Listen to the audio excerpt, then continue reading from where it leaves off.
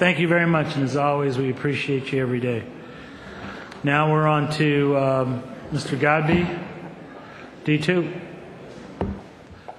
That was good, huh? Good. Just for a little context. Hold on a second. Okay, that's good. Go ahead. That's good, yeah.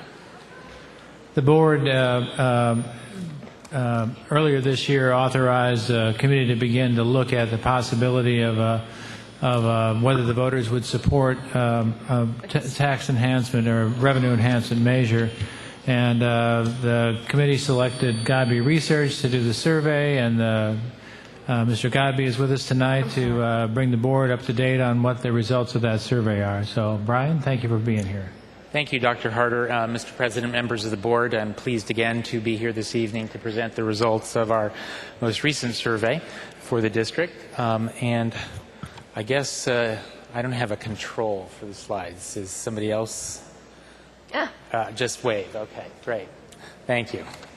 As you know, the purpose of this was to look at a potential parcel tax, to look at renewing that parcel tax, in fact, to look at an optimum tax rate, which we might increase it, as well as to see if we might just need to extend it, to look at a duration, to look at the programs that we might be funding with it, to look at both supporting and opposing statements, and then to look at demographic and behavioral characteristics, which are mostly in the detailed report. This is a summary of that for this evening. In terms of the methodology, this was a telephone survey. The likely voter universe was November 2012 with a subset of June 2012. We were in the field from October 5th through October 9th. The average survey was 18 minutes long. In terms of the actual sample size, the November 2012 audience was 608 people, and then we had a likely subsample of June of 373. That gives us an error rate for the November sample of 4% and an error rate for June of 5%. And next one, please. So jumping right into the first ballot test question, you see that on the right-hand side of this particular table, and it shows the 75-word statement that would match what would actually be on the ballot. And when we read this question, we then ask them, would you vote yes or no? Or is that definitely yes or probably yes? Same thing on the negative side as a drill down.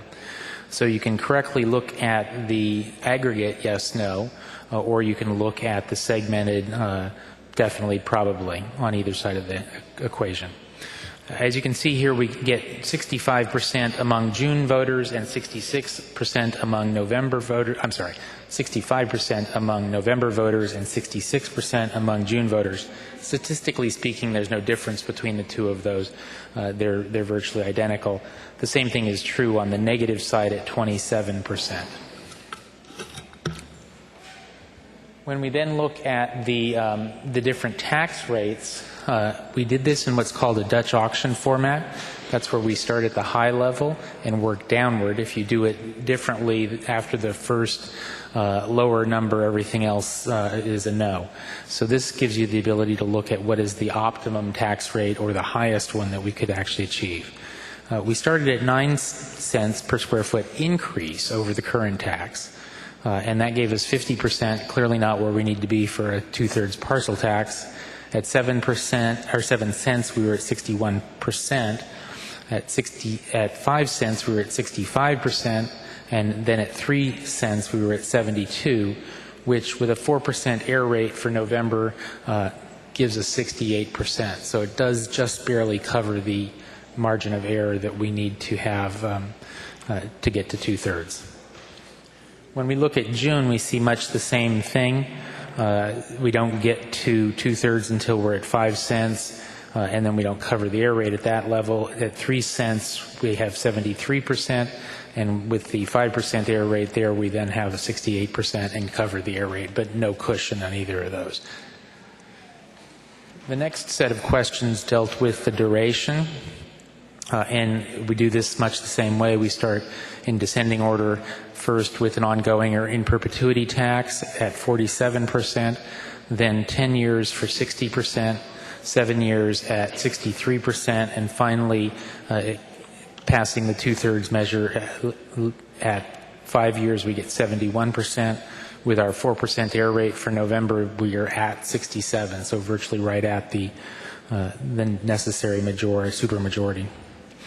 In June, again, much the same data. We're not seeing big differences between November and June. We've got 49 for in perpetuity, 61 at 10 years, 64 at 7, and then passing the two-thirds supermajority requirement, 73% at 5 years. With that error rate, that could be as low as 68%.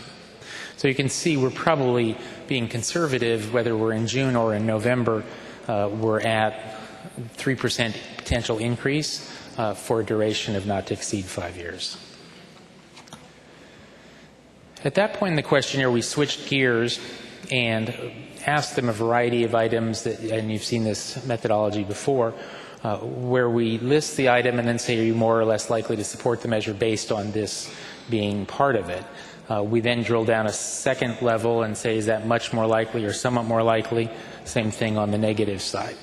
What we do after that is we assign numeric values to each of those responses for each of the respondents, such that we get a scale that ranges from +2 to -2. And what we're doing here is looking at what the average voter would think. So in this particular scale for a two-thirds measure, we really like things to be at 0.9 or above, which gets us right to the two-thirds level. So in our top tier, we have, with error rates, everything from maintaining core academics, which is 1.2 and at the top, down to the last 1.1 ranking, activities to keep students away from gangs and drugs. That's really our top tier. To give you an idea of what the percentages are, that maintaining core academics at 1.2 is 58% much more likely, 20% somewhat more likely, for a total of 78% at least somewhat more likely. So well over the two-thirds margin that we need, and clearly the most important feature that we could spend the money on. At that same level of 1.2, or virtually the same level, we have supporting science, lab materials, attracting and retaining quality teachers, manageable class sizes, reducing class sizes for the youngest children at that top level. Then we go to 1.1, improving technology and computer training. That's actually 74% at least somewhat more likely. Then preparing our students for college, improving safety in and around campuses, and activities to keep students away from gangs or drugs.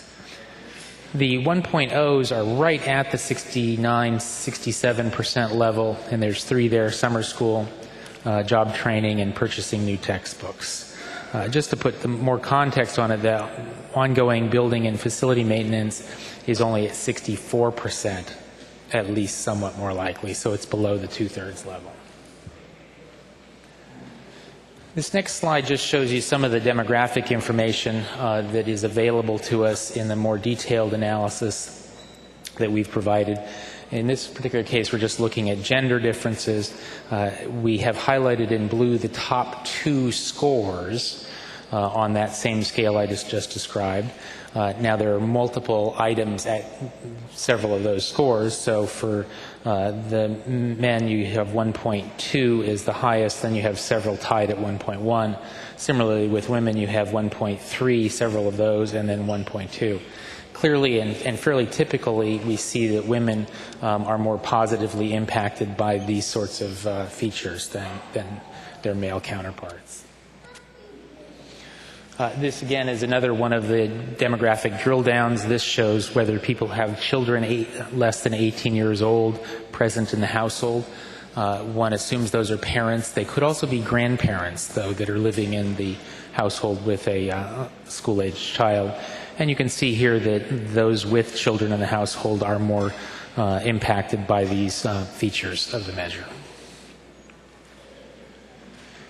Moving on to the next question set, it looks much the same, although these are supporting statements, not just what we're going to spend the money on, but reasons to support the measure. A little bit more argumentative.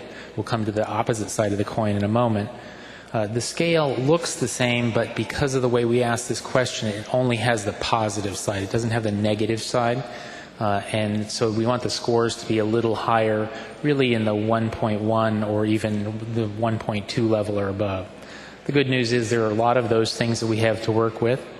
At the top of this list, we have dollars will go to schools in my local community, followed by local fund. This is local funding the state cannot take away. That is the most popular feature in virtually every survey we've done in the last 2 years. Both of those are at 1.3, along with no money for the downtown administrator salaries. All three of those are at least 67%, somewhat more likely, and the dollars for local schools in my community, I should mention that we did pipe in the name of the actual community in that particular question. That was 73%, at least somewhat more likely. Moving down the list, you can see that there's class size programs to keep students from gangs and drugs, again, preventing state cuts from hurting children, senior exemption, the magnitude of state cuts, and the measure will help protect local jobs. Which has become obviously very important. Testing that 5 or 6 years ago, that didn't percolate up to the top at all, but it certainly is now. We could move on to the next slide. Great. These are the other side of the coin. These are the opposition statements or negative arguments. The scale is the same. The higher the score, the more negative impact it has on the measure. We don't arbitrarily put a minus sign in there to make it look more onerous. And in this particular case, we want to see things that are really 0.6 or below in our favor. Obviously, these are all above that level. So these are all potential challenges that we need to be able to address, and they're significant. They all basically are at least 1/3 or above in terms of the level of more likely to oppose the measure. Already paying a parcel tax is at the top of that list, at least 52%, somewhat more likely. Too many high-paid administrators. We approved a bond last year in June of 2010. There's economic crisis right now. Now is not the right time.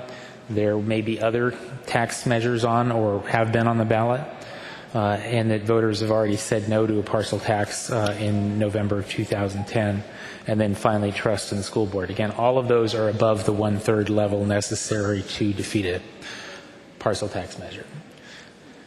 Now, at this point, each of these things has been tested in isolation, and that gives us the ability to get a good ranking on how they compare with each other, both the features, the positives, as well as the negatives.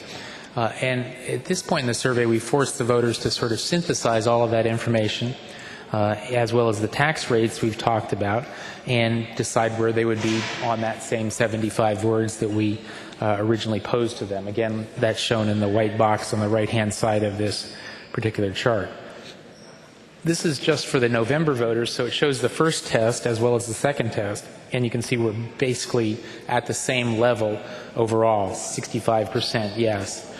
We have had a 4% increase in the definitely yes. Probably not statistically significant, but it is certainly going the right direction, and the people are more definitive in their view of the measure. Obviously, it's not 2/3, and obviously we don't cover the tax or the error rate that we would need to be a little more comfortable with it. The next slide does the same thing, first and second tests for the June universe. And we go from 66 to 67, which again is not statistically significant. It's numerically the right direction. We've solidified our definitely yeses a little bit from 37 to 40, but really it's no change. And again, neither November or June covers the error rate of 4% and 5% respectively. And I think that says that we have a good opportunity here to pass a parcel tax with an increase of 3 Brian, cents. can I stop you there for a second? Yeah, sure. Because it doesn't say the increase at the renewal number. It says an increase at 10 years. It says an increase of Yeah, but the at a time higher period rate. That's right. is 10 years. That's double. Right. Right. So I'm just thinking that's just significantly higher. And we tried one back in 07 for 10 Right. years. And so it seems like the magic word is 5. I don't understand if the question would have been for June or November, would you increase this 7 cents increase for 5 years versus 10 years?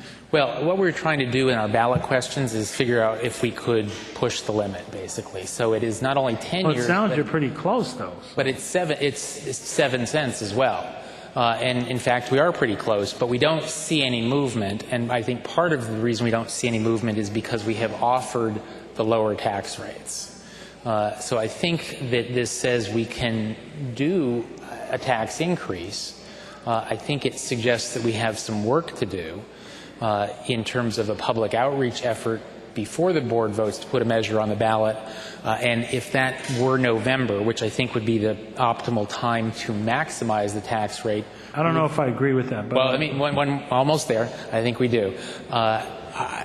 Yeah, if we do that outreach effort before the board votes to put a measure on the ballot in November, I would suggest we come back a second time and test something that is 5 years and maybe 5 cents instead of 7, using what we've learned from this to try to yet again maximize the tax rate. So I think we're going in the same direction. Yeah. We're just not there yet. I agree.